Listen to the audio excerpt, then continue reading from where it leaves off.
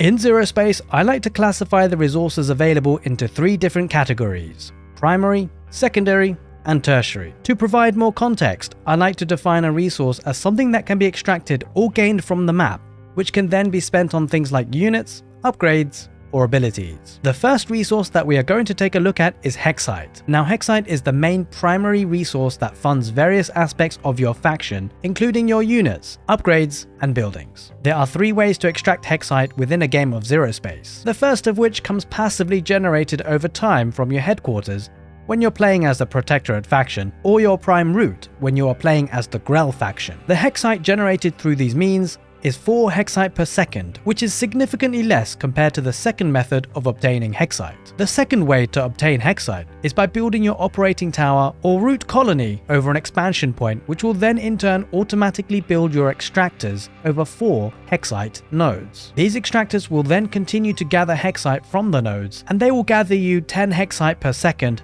per extractor. The operating tower or root colony will set you back 400 Hexite and each extractor 100 Hexite. So it can certainly be expensive to expand your economy if you do it at the wrong time. A third way to obtain Hexite is by destroying the guards that control the towers on the map. Each guard that you destroy will give you a small amount of Hexite. Some units, structures, and upgrades can be fully funded by Hexite. However, others will need you to invest some Flux also. Now, before we do move on to Flux, which is the other primary resource, I just wanted to mention that if you've been enjoying the content on the channel so far, it would really help me out if you give the video a thumbs up, or even better still, if my content is something that you're very interested in, consider subscribing to the channel and, more importantly, hitting that notification bell. In any case, Flux is the other primary resource in Zerospace that is often used to help fund more advanced units, structures, and upgrades. There are 2 different types of deposits from which you can obtain Flux. Both deposits will require a harvester or scavenger from your headquarters or your prime route respectively to have Flux extracted from them. These Flux gathering units will need to venture out onto the map to obtain that Flux, and one of the types of the Flux deposits are spawned onto the map right from the beginning of each game, and your harvester or scavenger can gather Flux from these deposits at a rate of 1.4 Flux per second.